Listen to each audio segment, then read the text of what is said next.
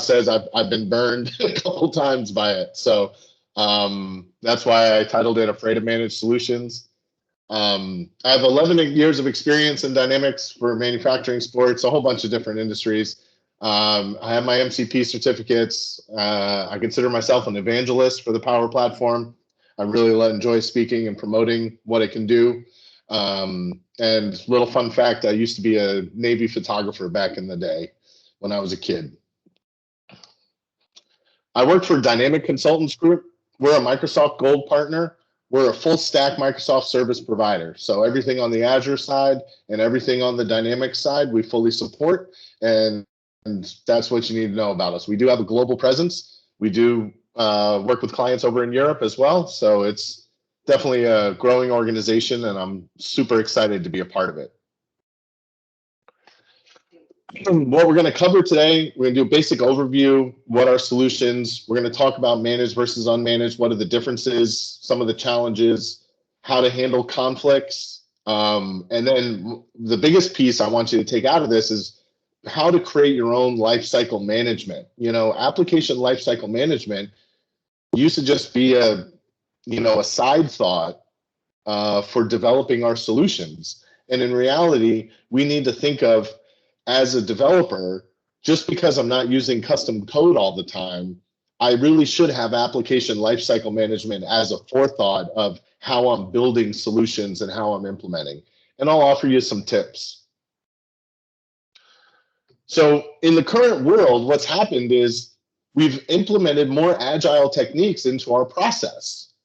We have more developers who are converting over to Power Platform, and they bring with them this DevOps mindset. They expect to have solution control.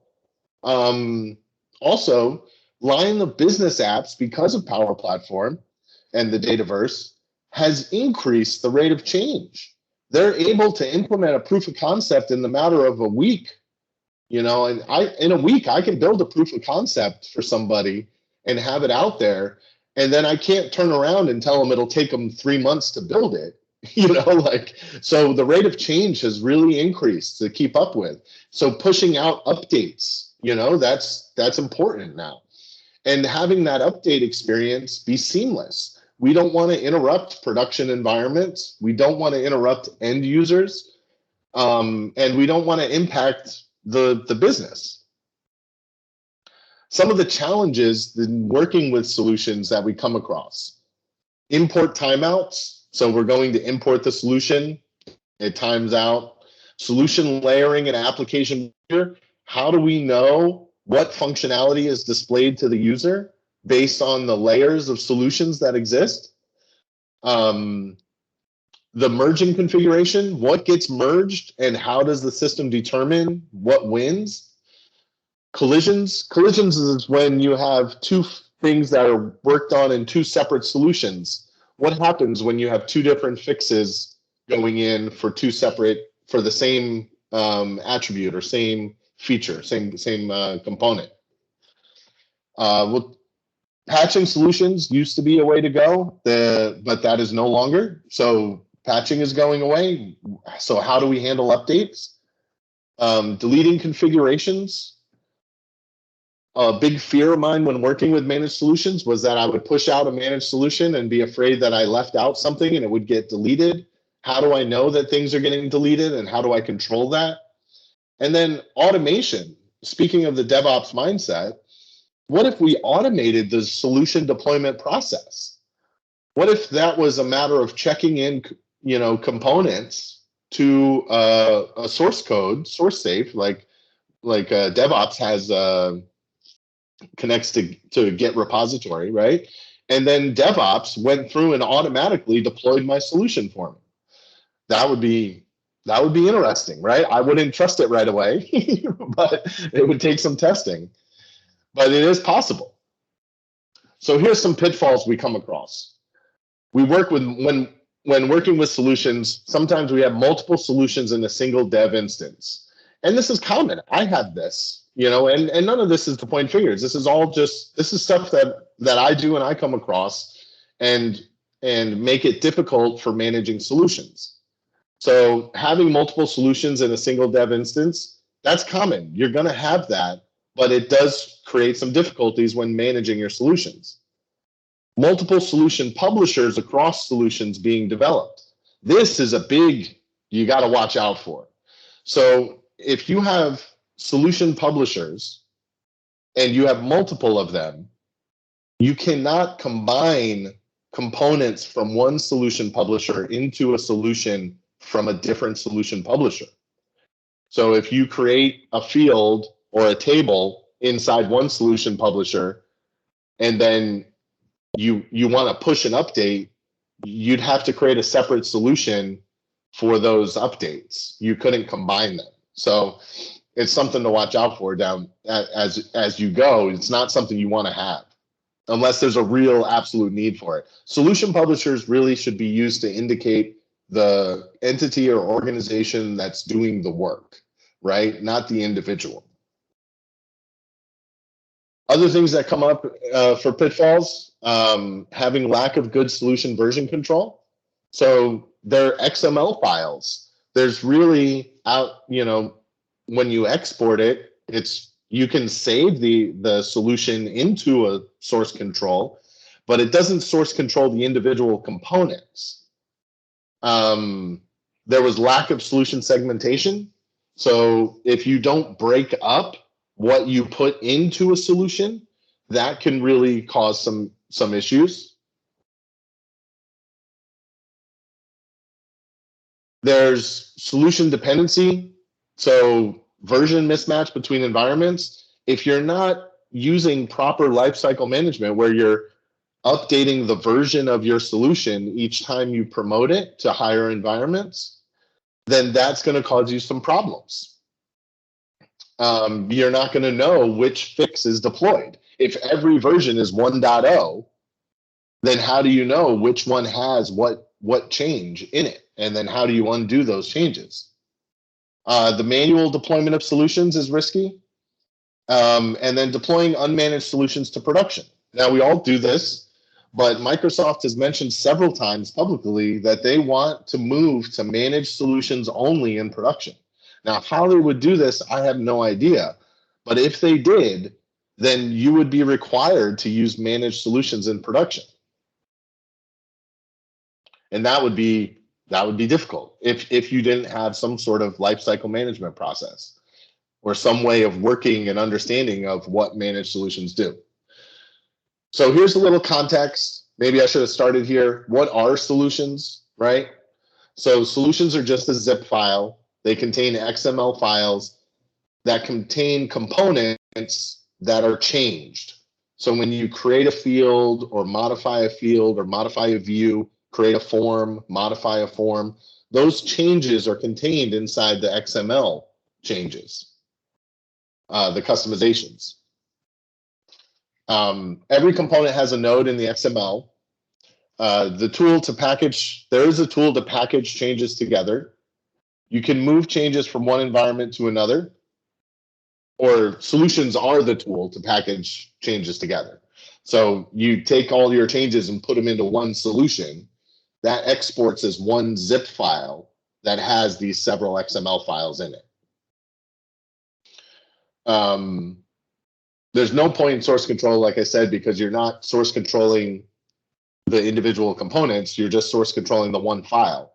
Well, saving that file in just a central safe place is just as good as doing the source control, because it exports with the name of the solution and the version number as the file name.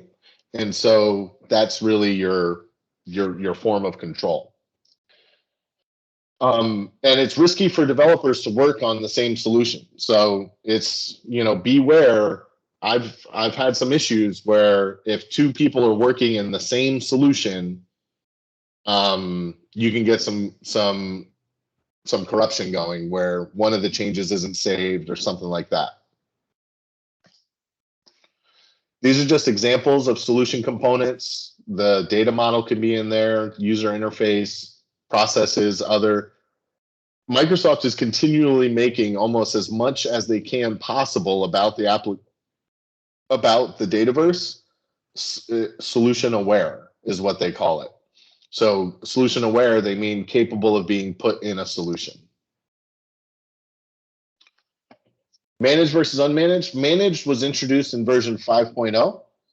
There's two main arguments against management: familiarity. I just want to do what I've always done. And then complexity. Managed solutions cause complexity and unintended dependency issues. So there's really complexity, could be mystery. I don't know how managed works all the time, and it has real hard set rules. So I avoid it, right? And that's what I did for years until I got tired of avoiding it and started using them and digging into them deeper. Unmanaged. So this is the app source code for dev purposes only. That's, according to Microsoft, is really only intended for dev environments, right? Customizations exist on top of the system and other managed solutions. So you have a layering that exists, and I'm going to dig deeper to that in a little bit. When you work in unmanaged solutions, it directly customizes the component. So there's no record of that change. It changes it right when you change it. Customization and components, but do not own them. They reference them. So what I mean by that is that an unmanaged solution just tells you what change was in that solution, but it doesn't own that change because the change happens at the moment of import. So the change is already done. Whereas a managed solution owns the change, and you can uninstall that managed solution and roll back that change. And so likewise for unmanaged, you can't delete or remove components if the solution is deleted. Managed is compiled code ready for deployment. If you got that DevOps mindset, it's compiled code is the idea. Unmanaged solution is exported as managed. So in your dev environment, you would take an unmanaged and you would export as managed. The identity of the solution cannot be modified. So once you import it to a new environment, no one can change the name of the solution or the publisher, any of the identifying marks for it. They cannot be added or removed. Components for a managed solution cannot be changed. So when you import a managed solution, no one can open that managed solution and remove components from it or add new components to it. That will always keep a solid record of what was changed in that managed solution. They create their own layer. And again, I'll show you this in a little bit here. I have a real good graphic. They're upgrade capable. So that means I can upgrade an existing managed solution. This is probably one of the biggest improvements that made me start using managed solutions, is that previously upgrades didn't apply to the layer. So when we show the layering, you'll see last in goes on top. So it's sort of layers by order of import. I import managed solution 1, and then I import managed solution 2. Managed solution 2 sits on top of managed solution 1. If I import an upgrade of managed solution 1, it sits on top of managed solution 2. And that really messes up the ordering of how configurations are visible. Microsoft made a change 2 years ago, I guess, and the upgrades go in line with where the managed solution sits in your layers. This will make sense in a little bit when I get to that visual. Managed solutions can be uninstalled, and then they can delete components they directly own. So if I deleted a component with a managed solution and I import that managed solution, it can delete that field for me that it owns. So layering, what is layering? The solution layering. Layering occurs on import when a component is changed within one or more solution. So when I change something and I import it on a managed solution, it adds a layer. there's a dependency chain of a component through each solution. So each component can be traced through each layer to see what it's been changed as. A layer is created when a component dependency is added or changed, or creation of a new component, or version of a solution. So that's how the layers get created. So if I'm putting in a new managed solution, it's going to create a new layer. Important, the layering controls application behavior. And application behavior, I'm saying as what the user sees. So we see here, I have CDS solution, which is the common, well, it used to be common data service, but now is common data model, or otherwise known as Dataverse, or your default solution, right? So when you get a subscription and you create an environment, it loads a default solution. That default solution is your base solution. And then on top of that, it'll load sales, or it'll load field service, or project operations, or whatever, right? So solution A managed would be loaded on top of CDS solution. Solution B is loaded on top of solution A. Now solution C and D are unmanaged. They sit in the unmanaged layer. Notice they don't get their own independent layers. They sit in the top of configurations. And therefore, they sit in what's called the default solution. So the default solution doesn't sit at the bottom. Like CDS solution would be like a sales solution or field service or project service. I'm sorry if I caused confusion earlier, just talking about that. But your managed solutions sit at the bottom and your unmanaged layer sits at the top. So if I change a field in solution A and then solution D changes the same field, solution D is what the user sees because it trumps what's below it. So when dealing with unmanaged solutions, it's sort of a last in wins. You know, whatever you imported last that's the change that the user sees. And we have a couple other examples of this. So here's the solution layers. So in the system solution, that's the default solution. There's an entity and a sitemap. In the managed solution B, sitemap is edited. Unmanaged solution C, sitemap is edited. Unmanaged solution C wins. That's what the user sees. They wouldn't see what managed solution B contains, because the unmanaged customizations trump. So import order and dependencies will influence the layering. And then unmanaged solutions, again, we see they don't create their own layers. They all go into one unmanaged layer.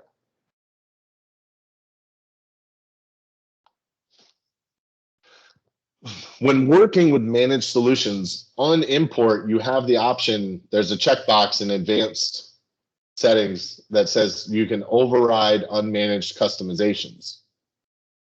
What this does is it updates the managed solution layer, so it imports the managed solution as it is, as usual, but it applies the same updates to existing unmanaged customizations.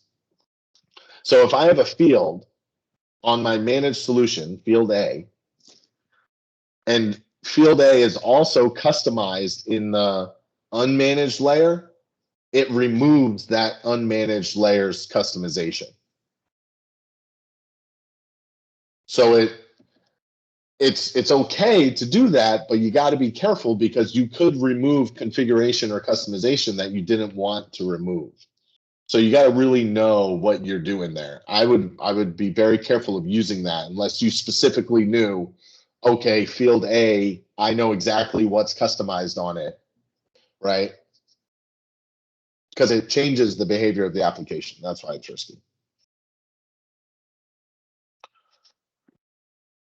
So something that we can do to help us when working with solutions is segmentation. This is introduced in version 8. It provides granular control. It's the functionality that allows you to add subcomponents to the tables when you add items to a solution.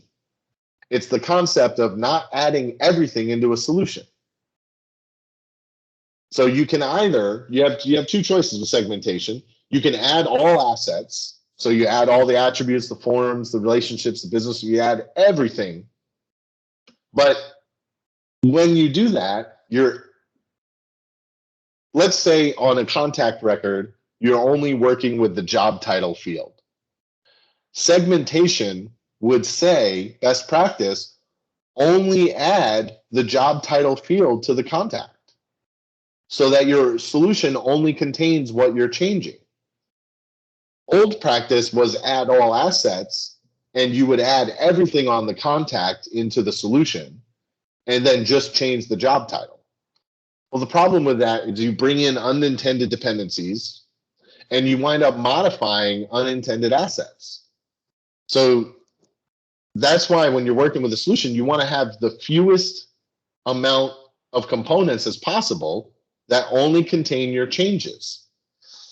When do you use add all assets? Creation of a new table. You created a new table, add all assets. You need all that. Or deployment of a table to a new environment that does not have the previous version. So there is a purpose for adding all assets, but it's really just those two scenarios.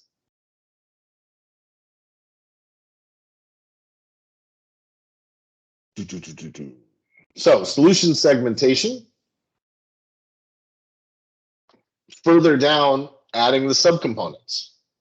So this is where we add the individual assets that we're actually going to change. This provides granular control, prevents unintended modifications, and then there's the dependency check. So it can find dependencies. If they exist in the target, they can be ignored, right? So sometimes it'll say, you know, this relationship is dependent on the other table. Well, if the other table already exists in your higher environments, you can ignore that dependency. When to use, you would add subcomponents granularly at all times, unless the other two scenarios, really, unless you're creating a new table or you're moving a new table into a new environment. But, you know, producing an update or working with unmanaged solutions, you know, I'm not saying here managed is the only way to go. I'm trying to give you an understanding of how solutions work so that whether you use unmanaged or managed, you find some best practices that'll save you some headaches in your solution creation. There's a checkbox when you're adding a table that says include entity metadata. The purpose of this, just for clarity, what this is doing is these are the settings for the table. So if you change the setting on the table, then you need to include the metadata in the solution. So you enabled audit, or you enabled mobile, or you enabled quick create forms, you know, those settings on the table, that's when you would need to create the metadata. You know, my recommendation is not to include it unless you've made a change. There's really no need, because again, it just adds risk of making a modification that's unintended. What if you include the metadata on the contact table, what if another developer is working on another solution and they made a test change to that metadata, but it's not ready to go to a higher environment yet? You've just brought it in your solution. So that's where segmentation is really important. You know, that example is what we call a collision. So segmentation reduces collisions. It also reduces the size of your solution, so your import goes faster. It reduces complexity, and then, you know, improves import times. So how do we update a solution, right? So let's say I'm working with managed solutions. I make a decision, I'm going to use managed solutions. How do I make an update? what we have is a standard upgrade. So in this process, you would increment the version number. You would retain the unmanaged solution container, publisher name and version, you would, because you're working in dev in an unmanaged solution, right? You've already promoted that solution to the higher environments.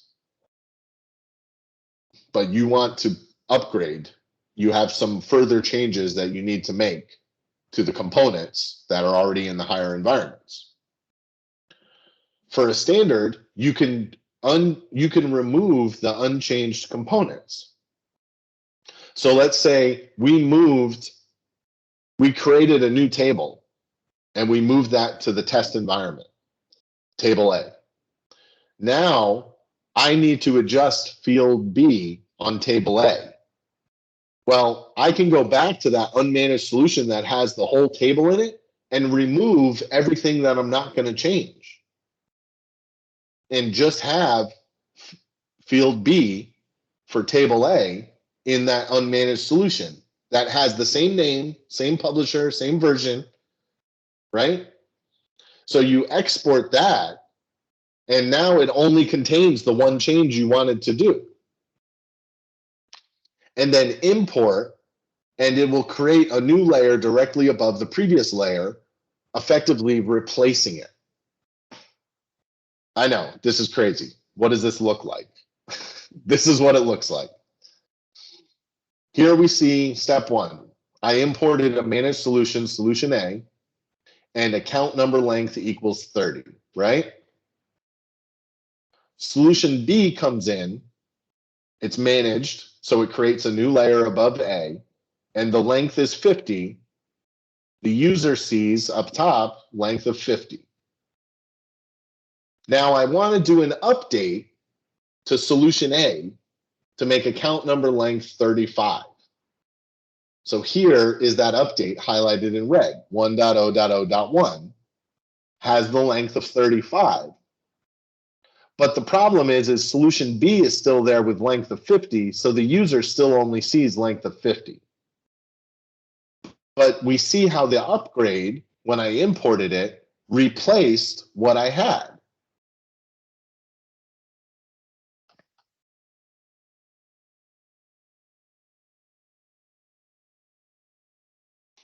So another one is the in-place patch. So that was a standard upgrade that we did. So you can in-place upgrade, you reuse the solution container and version. So you edit the existing unmanaged solution. You can remove the unchanged components you want. You export as managed, but you don't change the version. And then import the updated components in existing layer for solution. So when you import, it will go to the layer that the previous managed solution version is, and it overwrites it. So the problem is you can't uninstall those changes now because it just added those changes to the same layer. It doesn't recognize your last import as a separate event. Whereas previously we imported it and there's a version number change. I can uninstall that version number change. You can't if you don't change your version number. So it's a little dangerous there. Another option is you could amend the solution name. Not recommended. I don't even know why I have this slide. You could just change the solution name to denote the patch number, and then it creates a new managed layer on top of the managed stack. This creates deviations in app behavior due to the order of solutions, and then creating patches using the create patch button. So Microsoft has this create patch button. It's no longer supported. They're rolling that back. So that's creating patches is not a thing anymore. Here's what the patches look like. So solution A is imported, solution B is imported, and then solution A, notice they changed the name of the solution. Oh, to A-P1. Well, the system, because the name's not the same, sees it as a whole different managed solution and puts it on top. And in this case, the user then sees length equals 35 because that's the top one wins. But that's not an upgrade to solution A. That's just another managed solution. So really the first scenario is how you upgrade a solution. What you do is you increment the version, you keep the name and the publisher, everything the same, you increment the version and you import that. That will recognize that it's already a solution and it'll put it at the right layer that your solution exists. That way your behavior will always be easy to determine because you know what layer your solution changes exist at.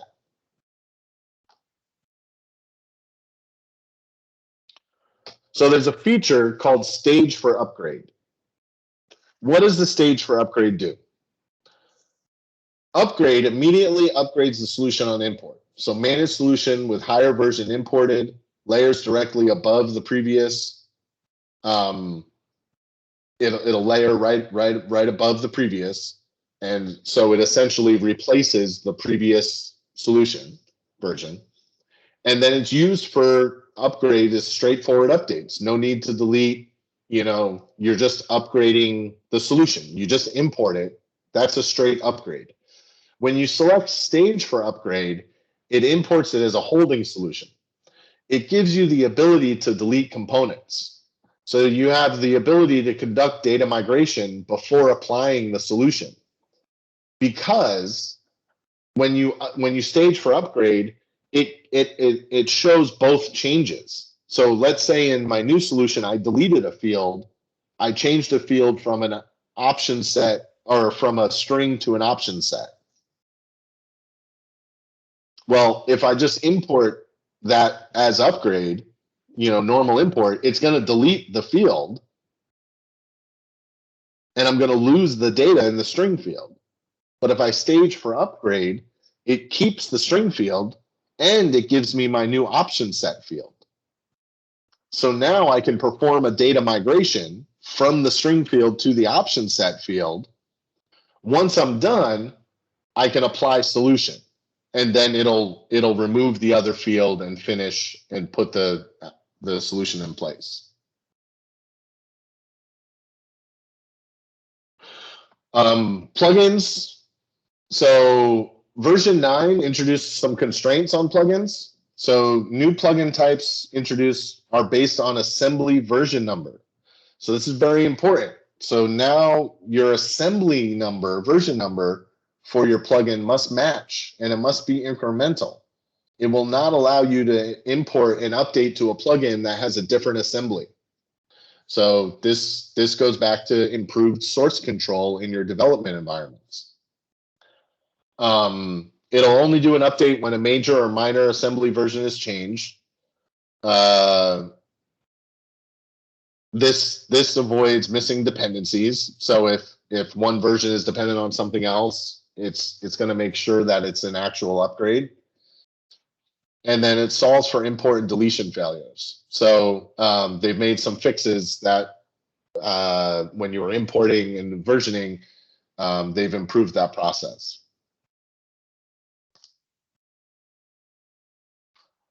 So what do we do with all of this? We know we need to use subcomponents and segment our solutions so they're smaller. We know we need to manage versions more accurately. How do I know what fits for my organization? First, you got to determine the type of application you're creating. Then you've got to look at solution boundaries. What kind of boundaries need to be set when you're creating solutions? And then you need to create a repeatable and predictable deployment process. Well, what does that look like? Okay, so when we're talking application types, are you building a complete application, right? So maybe it depends on customer engagement. Maybe it's completely independent, but field service, project operations are examples of complete applications, right? Implementing sales is a complete application. Maybe you're doing a custom Power App on the Dataverse, but it's going to have 25 tables. It has 200 users on it, right? That's going to be a complete application. Are you building applications that C is just a part of? Combines an app with other services like IoT. So maybe you're just building an app to take a section of the customer engagement model and integrate it with something else, right?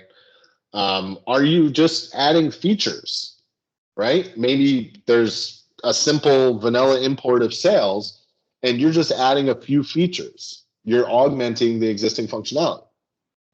Or is it a task-based app, right? Where the app is very simple, but it's very user experience focused and has a few business tasks, but you're just modifying a small data set, right?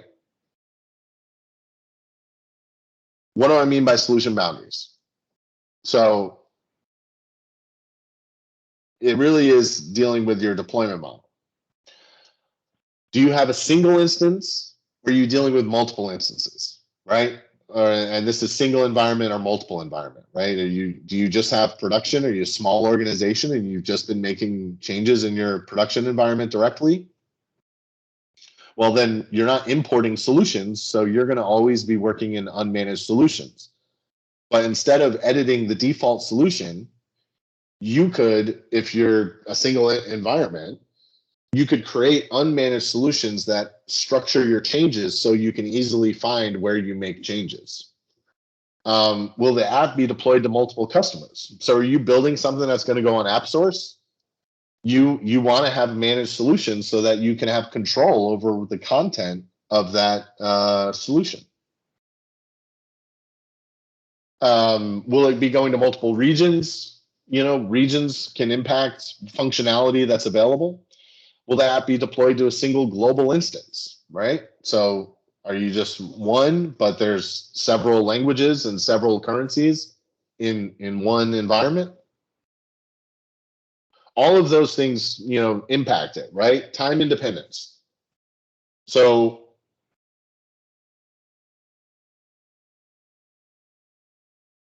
time independence has to deal with when you're creating solutions, that's how you're packaging your changes together.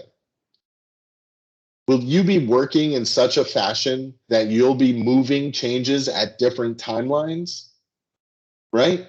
So is your development process having different iterative timelines? Will the app work if the behavior is split, right? So if you update sales and contacts, but you don't update opportunities, will the app still function okay? Is there a need or benefit of releasing subset of app behavior on a different cadence? So you got to think about your development lifecycle or your user expectation on changes. Are they coming to you every week asking for changes? Well, then you're going to need to really segment your solutions so that you can move those changes in smaller packages faster.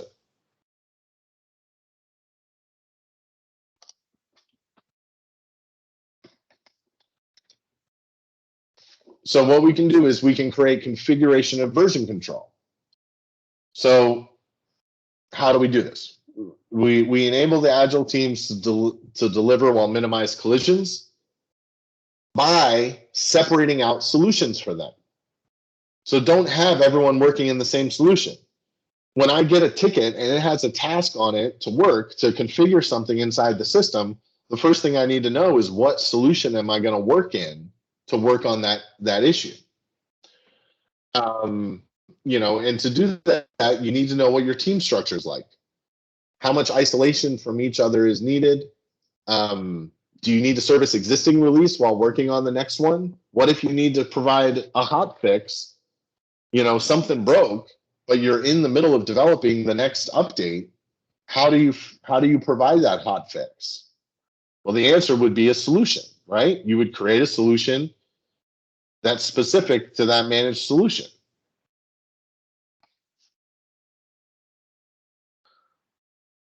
So how many environments? everyone should be working with at least dev and prod at a minimum. You really want dev, test, and prod. You want a development environment for building your changes. You want a test environment for playing around and testing your changes, and then production for use by your users.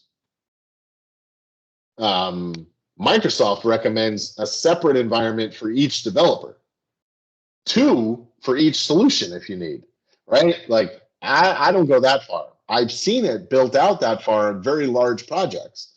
But that's a level of complexity I don't think most people want to get into. But really, you should have dev, test, and prod, right?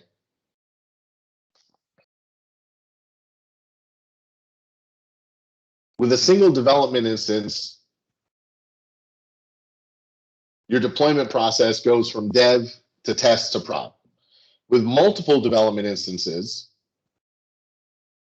so I have some team members working in one instance, another team member working in another instance, and another instance, they could export from their instance and import to a centralized dev instance, right? So perhaps my team, if your team is large enough, and they could be working on different work streams, you would have a centralized dev instance where they combine their stuff, and then you export from that dev into test, right? Here's a sample of a solution deployment plan. So assignment comes first, user story and work item assigned in DevOps. Analysis and design comes next, where an architect would assess the level of effort, add appropriate release cadence, is this sprint 1, sprint 2, whatever, determines conflicts and dependencies within components being configured as part of this work items. So that means they would need to know, hey, you're working on the contact on the job title field. You need to know that job title field is dependent on these other fields or has requirements around it, right? Or you're customizing the code. You have JavaScript that runs on the opportunity form, and you're going to modify that code. Well, make sure to set the dependencies, because you can now set dependencies with web resources, that kind of stuff. And that should go into the DevOps ticket. And then configuration and development, the sprint or patches are collected into unmanaged solutions, each containing solution components. So that means I get my tickets and I create an unmanaged solution, and I add the work that I'm going to do into that unmanaged solution. And then in the DevOps ticket, I update what solution that work is a part of. And then the base solution for any solution is version 1.0. And then I would save that in an archived location once completed. That would be the basics of a manual solution deployment process, right? Here's links to the tools for automation. So through NuGet in Azure DevOps, in Visual Studio, you can get these tools. There's a solution packager, and what solution packager does, it extracts and packs solution zip files. So it allows you for source control to be used. So you can take the solution. So I get a ticket assigned to me. I go to my dev instance. I add the components that are part of that solution. I take that and use the solution packager to load it into source control, because it'll extract everything out into a file level. And then now I check out those pieces that I'm going to edit, and I modify them. And then the packager will package it back together into a solution, and I import that back into my environment. Configuration migration tool. This is on the XRM toolbox as well. I believe it is. And this moves configurations between environments. So you can select pieces of a solution to move from one environment to another. Really granular, very useful. A lot of people live, I know other architects that live by that tool. The package deployer is cool because it can contain multiple solutions. It can contain reference data to load into a table, and it can contain custom code to sort of determine behavior and have some logic in it. So really powerful, the package deployer is. There's a UI automation test library using Easy Repro. So that's for creating automation testing or automated testing. The online management API, you can reset environments to known states, or you can restore environments to backup. That's an API call. What does that mean? That means you can automate the clearing of a dev environment.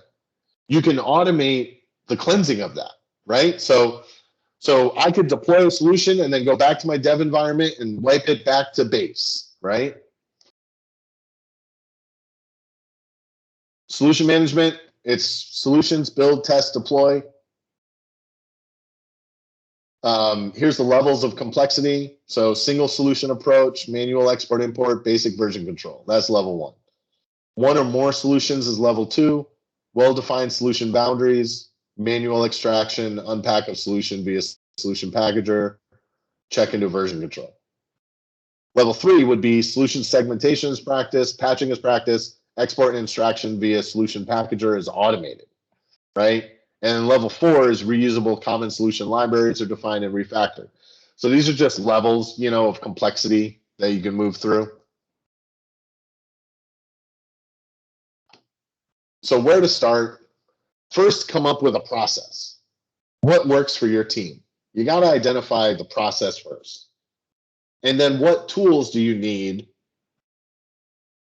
to make it easier, right? Are you dealing with multiple solutions being promoted each time? Well, the package deployer may be actually very helpful for you.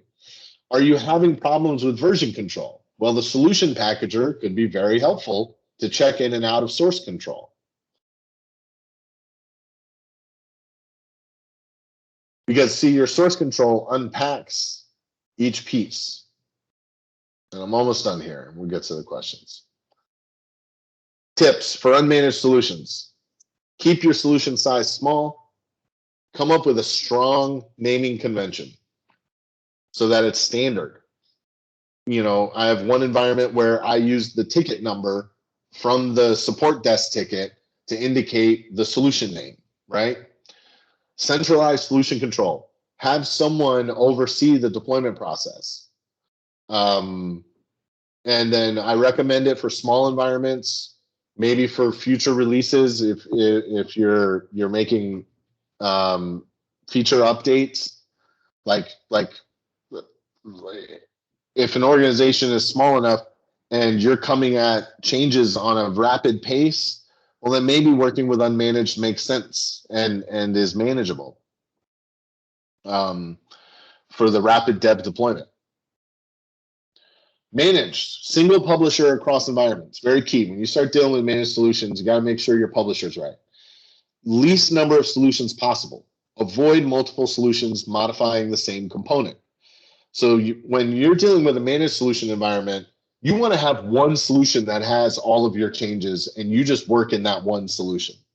And then every time you export that one solution and move it from environment to environment. Yes, that solution gets big, but maybe after a year or after 6 months or after a project's over, you no longer use that and create a new solution. But you don't want a lot of solutions when dealing with managed solutions. You want to keep your number small. Merge only occurs for model-driven apps, forms, and sitemap. And what do I mean by merge? That means instead of a change overwriting, it merges the changes together and the system figures out what looks best.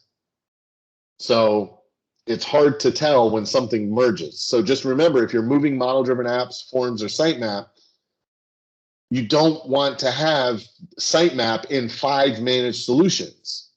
You want to have it in one managed solution that you work with. Solution segmentation is key. And remember, top wins in managed solutions, right? When you're dealing with layers. And then in the presentation, there's links to where I got all this information, how to use these modules. These are great references.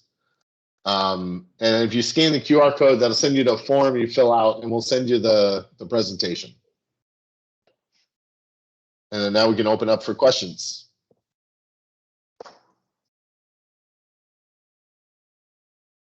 Thank you, Tom.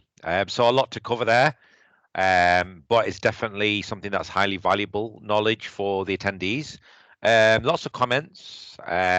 Obviously, lots of people have got their opinions on how to do things and how they feel it works. And I think the last question from David Wade was, what Dataverse data do I lose when doing a rollback? So, David, that would depend on what you mean by rollback. Like, if you take out a managed solution, if you added a field in that managed solution, you're going to lose that field. So that's really where you've got to be careful when you're rolling back. That was always my excuse for not using managed solutions, because I was like, well, I don't want to remove a field after it's already been added, right? But if you're smart about your segmentation on the solution, then maybe when you add fields, that's a separate managed solution, right? So when you make changes, like instead of adding a field, I modified an option set and I promoted that. As long as your solution only contained that option set, you could roll that back very easily because you know it only contains that one record.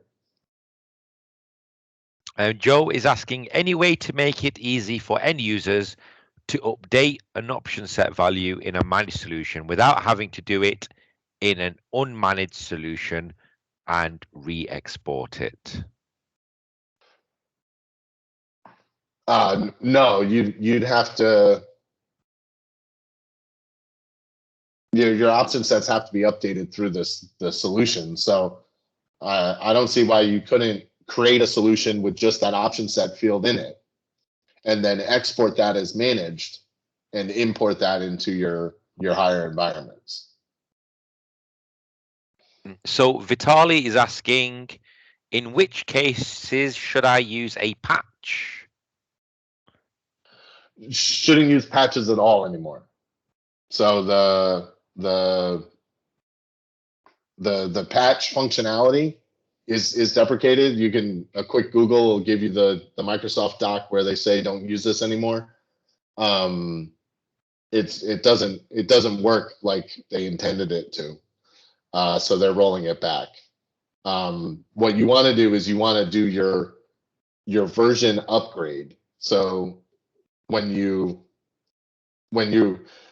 if you have a managed solution A and it's unmanaged solution A in your dev environment, you go into that unmanaged solution and you could remove the components that you don't want to modify. Export that unmanaged A with an increased version number, and that'll update the only thing that you want to update in the new managed solution. I hope that made sense. Great, yes. And Jan Cadet is asking, what is your recommendation for splitting solutions? Main concept is solution one. Solution one contains a data model. Solution two contains plugins and other logic. And solution three contains views and forms. So that's what he's asking as a potential solution structure. He's saying right now he's using an all-in-one concept. Basically, everything, all components are in one solution, but they are receiving timeout storing import off their solution. Yeah, you're absolutely right. You want to segment your solutions into separate groups. So I use like you have configs. So all my configuration changes go into one solution. All my Power Automate flows go into another solution. All my plugins and JavaScript web resources go into another solution. So I have separate solutions for those kind of. I break them out like that. I break them out by configuration, flows, workflows, processes, and web resources. Okay. And okay, so we're at the end of the time. So I just want to thank you, Tom, for covering this very, very, very important topic for everyone working with the Dataverse. Also, please take, if you want to win the prizes, I think one of the prizes is some headphones, and I think the other prize is a book as well. There will be the digital transformation for Dataverse book will also be included as one of the prizes, and some other swag as well. So I've shared that in the chat window for those people who are interested in winning that. Uninterested in the slides, then you will get that. So I've shared that in the chat. Thank you, Tom. I'll share it. There you go. It is in the chat there. So, Tom, do you have any final comments to make before we move on to the next session? Abdul brought up a good point. If you're working with unmanaged solutions and you want to move to managed, it's a very difficult thing to do because all your changes exist in the top layer. So there's really not a good way to move from using unmanaged to managed. But you can use the stuff I talked about today to make managing your unmanaged solutions better. So you can do better segmentation to have history of what changes were there and stuff like that. But it's very difficult to start using managed once your environment's unmanaged. But I appreciate everyone's time today. It was fabulous to be here. Raz, as always, you're amazing. Thank you. Thank you, Tom. Thank you, Tom. So, Tom, I remember Tom from many years ago on the Microsoft forums, and it's great to see Tom is still very active and sharing very, very important content today. You can also meet Tom in person for those people who are in the US in Dallas. In Dallas, I'll also share the event link. There will be a Power Apps event in Dallas next month. For those people who are in the US, you can attend that event as well. As we start moving back to in-person events slowly.